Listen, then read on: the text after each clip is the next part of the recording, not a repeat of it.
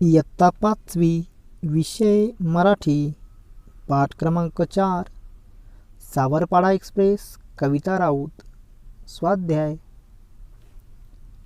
प्रश्न पहिला, एका वाक्यात उत्तरे लिहा. कविताने कोणत्या स्पर्धेत भारताचा दबदबा निर्माण केला? उत्तर, कविताने राष्ट्रकुल आणि आशियाई क्रीडा स्पर्धेत भारताचा दबदबा निर्माण केला. कविताला कशामुळे दिलासा मिळाला? उत्तर, चीनमध्ये झालेल्या आशियाई क्रीडा स्पर्धेत 10,000 मीटर धावण्यात कविताचे सुवर्ण पदक हुकले.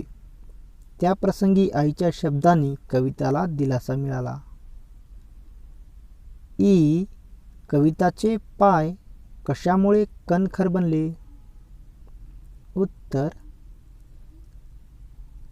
कविताचे पाय कष्टप्रद अनुभवामुळे कणखर बनले. कविताचे वेगळेपण विजेंद्र सिंग यांनी केव्हा ओळखले? उत्तर, कविताने जेव्हा नाशिक जिल्हास्तरीय क्रीडा स्पर्धेत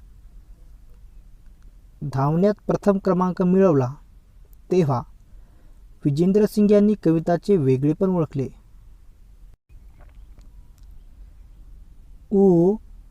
कविता आपल्या त्रासाबद्दल आईला का सांगत नाही?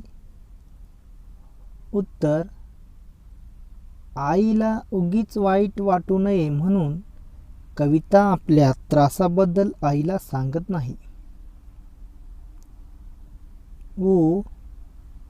कविता कोणत्या धावपटूला आदर्श मानते? उत्तर, कविता पी.टी. उषा या धावपटूला आदर्श मानते.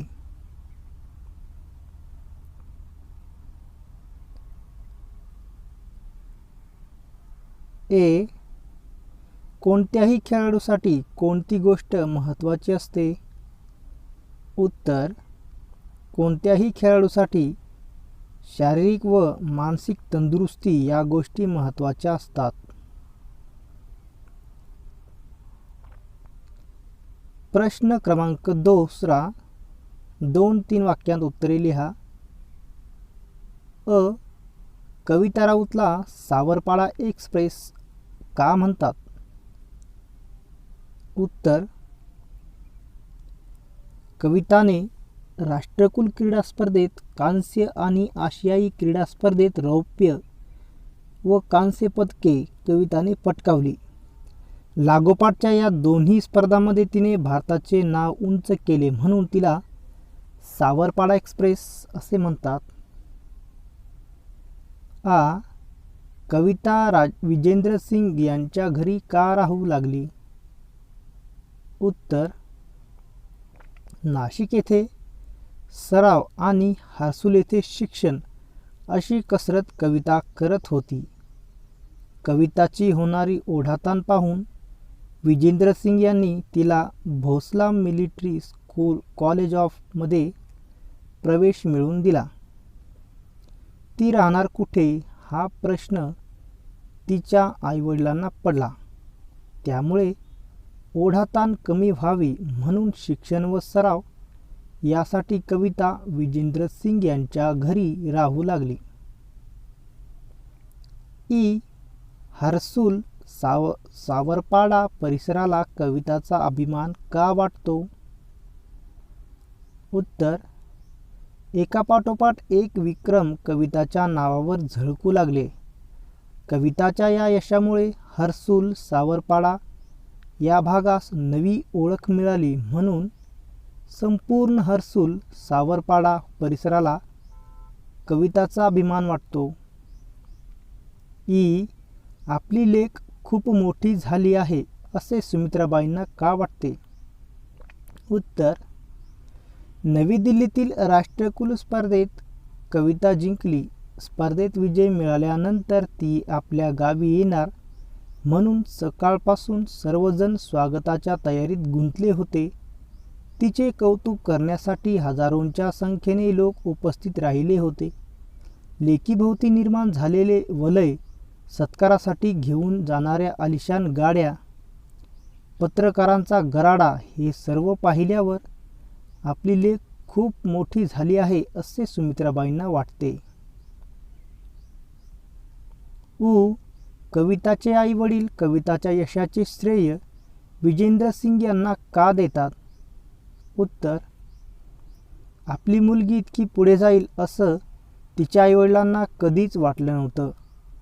कविताच्या प्रतिकूल परिस्थितीत प्रशिक्षक विजेंद्र सिंग हे कविताला मदत मिळावी म्हणून कमीपणा वाटून न घेता जो भेटल त्या प्रत्येकास विनंती करायचे.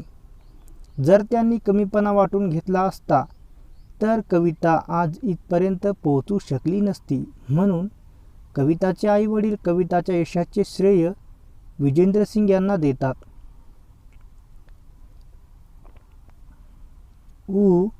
कविताकडून तुम्ही कोणती प्रेरणा घ्याल? उत्तर: आपल्या ध्येयापर्यंत पोहोचण्यासाठी खूप मेहनत घेणे, प्रामाणिकपणे यशासाठी मेहनत घेणे, अपयश आले तरीही खचून न जाता यशासाठी प्रयत्न करत राहणे, ही प्रेरणा मी कविताकडून घेईन. प्रश्न क्रमांक 3. खालीलप्रमाणे प्रत्यय लावून नवीन शब्द लिहा. उदाहरणार्थ: पण वेगळेपण,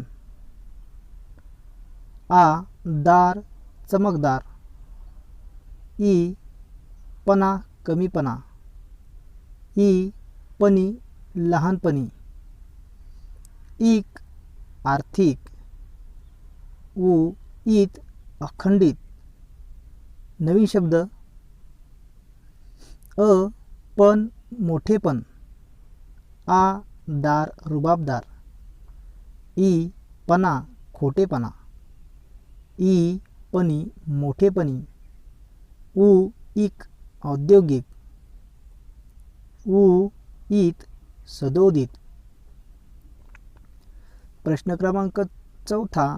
खालील शब्दसमूहांचा वाक्यात उपयोग करा. दिलासा मिळणे. उत्तर: परीक्षेतील अपयशामुळे खचलेल्या राजूची आईने समजूत काढल्यावर राजूला दिलासा मिळाला. गराडा घालणे. उत्तर: गावात जादूगार येताच त्याच्या भोवती लहान मुलांनी गराडा घातला. कणखर बनणे. उत्तर: कष्टप्रद अनुभवामुळे कविताचे पाय कणखर बनले. ओढाताण होणे. उत्तर: घरातील कामे व शेतातील कामे यामुळे आईची फार ओढाताण होते. नात्यातील वीण गहिरी असणे. उत्तर: माझी व माझ्या भावाच्या नात्यातील वीण गहिरी आहे. वणवण सहन करणे. उत्तर: 4 पैसे कमावण्यासाठी संजयला वणवण सहन करावी लागते. प्रश्न क्रमांक 5. समान अर्थाचे शब्द लिहा. माय आई जननी, लेक मुलगी, बळ सामर्थ्य, शक्ती, गहिरे खोल, क्रीडा खेळ, वडील बाप. प्रश्न क्रमांक 6. तुम्हाला वैयक्तिक खेळातील कोणता खेळ अधिक आवडतो? तो का आवडतो? उत्तर: मला वैयक्तिक खेळातील कॅरम हा खेळ अधिक आवडतो. हा खेळ बैठा खेळ आहे. हा खेळ कधीही, कोठेही व कमी जागेत खेळता येतो. यामध्ये धनुर्विद्याप्रमाणे एकाग्रतेची खूप गरज असते. म्हणून मला हा खेळ अधिक आवडतो. प्रश्न क्रमांक 7. तुम्हाला मैदानी खेळ आवडतात की बैठे खेळ की दोन्ही? ते खेळ का आवडतात ते थोडक्यात लिहा. उत्तर: मला मैदानी व बैठे दोन्हीही खेळ आवडतात. मैदानी खेळातून आपल्या बौद्धिक, सामाजिक, मानसिक विकासासोबतच शारीरिक विकास देखील होतो. बैठे खेळातून आपण अनेक छोट्या छोट्या गोष्टी आत्मसात करतो. प्रश्न क्रमांक 8. खालील वाक्यांतील अधोरेखित केलेल्या शब्दसमूहांचे नेमके अर्थ काय होतात ते तुमच्या शब्दांत सांगा. तुमची गल्ली, गाव कशाने वेढलेले आहे? अधोरेखित शब्द वेढलेले आहे. तर याचे अर्थ होतात आमच्या इकडे गावाच्या भोवती काय आहे? आपल्या राज्यातली अनेक शहरे धुराने वेढलेली आहेत. अधोरेखित शब्द धुराने वेढलेली आहेत. तर याचा अर्थ होतो शहरात धुराचे प्रमाण जास्त आहे. अनेक मोठी शहरे सिमेंटच्या जंगलांनी वेढलेली आहेत. अधोरेखित शब्द जंगलांनी वेढलेली आहेत. याचा अर्थ सिमेंटच्या इमारतींनी वेढलेले. कार्यालयात अनिता मॅडम नेहमी फायलींनी वेढलेले असतात. अधोरेखित शब्द फायलींनी वेढलेले असतात. याचा अर्थ असेल अनिता मॅडमच्या अवतीभोवती नेहमी खूप फायली असतात. प्रश्न 9. शरीर या शब्दापासून शारीरिक हा शब्द तयार झाला आहे. खालील शब्द वाचा व समजून घ्या. उद्योग, औद्योगिक, शिक्षण, शैक्षणिक, बुद्धी, बौद्धिक, नीती, नैतिक, संस्कृती, सांस्कृतिक, भूगोल, भौगोलिक, इतिहास, ऐतिहासिक, विज्ञान, वैज्ञानिक. प्रश्न क्रमांक 10.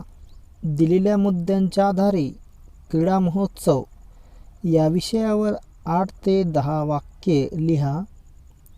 महोत्सवाचा दिवस, महिना, काळ, स्थळ, तालुका, जिल्हा, राज्य पातळी, खेळांचे प्रकार, सर्वात जास्त आवडलेला खेळ, आवडण्याची कारणे, स्पर्धा कशा पार पडल्या, बक्षीस वितरण,